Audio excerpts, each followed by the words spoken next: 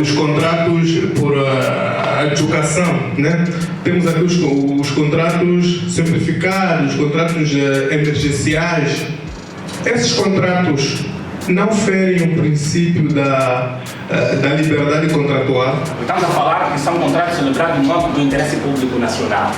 Portanto, se entender, por exemplo, o emergencial, vimos ali quais são os requisitos para que se lance mão ao procedimento contratual emergencial. Calamidade, catástrofes, etc, etc. Então, é uma questão de necessidade, de extrema necessidade nacional de ser acautelada. Aí justifica que a entidade pública contratante não lance mão ao tipo de procedimento contratual, por exemplo, do concurso público, porque para ele será desnecessário. Ele quer emergencialmente atuar para cautelar o perigo iminente que está por ocorrer e que pode criar danos quase irreversíveis ou irreparáveis. É a primeira vez que participo numa das palestras ou conversas em que o doutor aparece como palestrante. Conforme já disseram aqui os colegas, que a forma de contratação pública para as obras públicas, muitas vezes assistimos que é feita pela contratação simplificada. As obras são alocadas, conforme o doutor dizia a princípio, pelo critério nepotismo ou patrimônio, a cozinha confrontiza. E o nosso grande problema é mesmo a falta de prestação de contas. O valor ou o dinheiro público que é alocado para um ente público ou privado, por critérios pessoais, assim que podemos aqui declarar, e não prestação de contas, e ninguém é responsabilizado por esses atos. Portanto, mas a questão do nepotismo também quero ressaltar que eu não estou a dizer que os contratos por contratação simplificada são feitos na base do nepotismo, não é isso que eu disse. Eu estou a dizer que é bom que se acautele com todos os cuidados possíveis para que não caiamos no âmbito do nepotismo, do tráfico de influência, do compadrinho, etc, etc. Verificando-se ilegalidades, né, no âmbito da contratação pública, enquanto cidadão, quais são os mecanismos legais que se pode lançar mão para, digamos assim, repor-se à legalidade do ato? Quais são os mecanismos expedientes que a lei oferece do ponto de vista processual para impugnar aquele ato? Porque é impugnável. Você pode impugnar. Esta lei também, estou aqui a tentar ver onde está o artigo, também fala da possibilidade de impugnação dos atos praticados pela entidade pública contratada. Penso que, tanto, não vamos por esta via. É preciso que deva haver elementos para o efeito. Se não, então aqui cada um de nós pode, tanto por sua iniciativa, partir por uma ação que é chamada ação popular. Essa ação é efetivamente uma ação constitucional, está previsto no artigo 74 da Constituição da República da Angola. E deixamos aqui fazer uma abertura.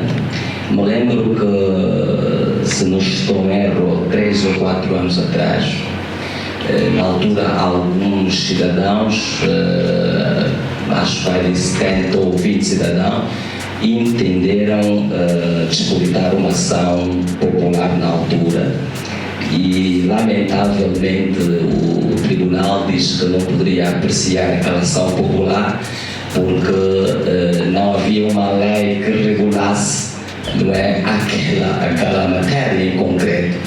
E eu quando digo lamentavelmente, porque essa posição nos parece contrária àquilo que nós aprendemos a nível da academia.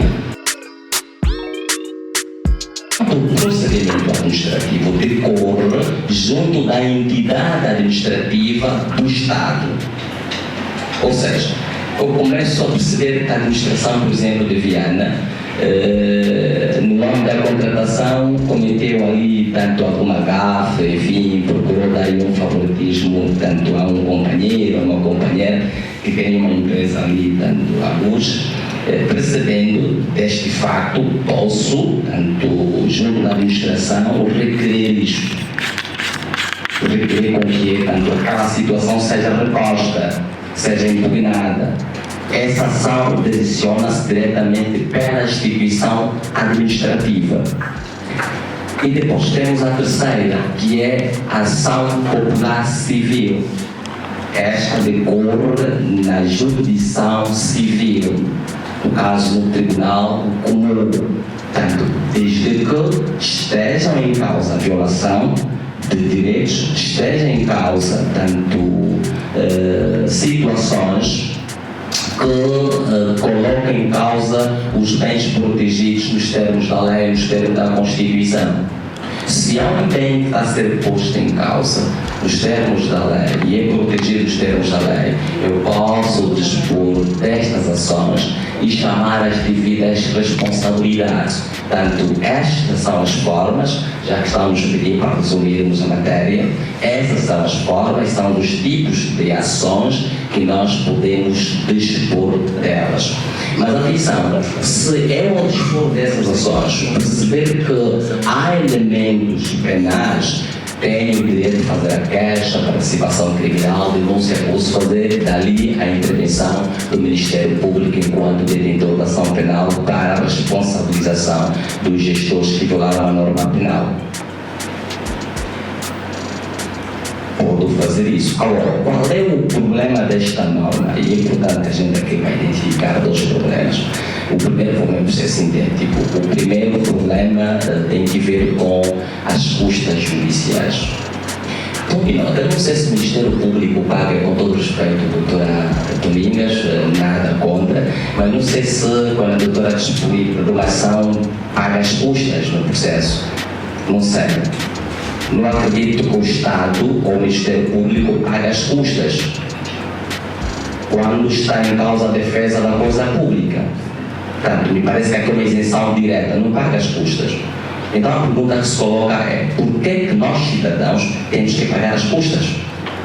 Se a defesa também tem que ver com a coisa pública. Se eu estou a defender a coisa pública, estou a defender o patrimônio do Estado, por que eu tenho que pagar as custas judiciais? Este fator impede com que a lei não seja aplicada na sua plenitude. Pode ser uma das grandes e fortes razões de que esta lei não é aplicada. Se nós analisarmos desde 2022 até 2024, aquilo que nos chegou nos ouvidos, aquilo que foi a nossa pesquisa, só tenho conhecimento de uma ação que foi promovida pelo Dr. Rafael Marques, que é jornalista. Por quê? Será que não existem vários problemas? Não existe. Aliás, hoje, por todo canto fala-se de que tanto há aqui favoritismo, há contrato mal feito, enfim, muitas situações. Porque é que não há um conjunto de ações contra entidades públicas que não observam o que a lei dispõe?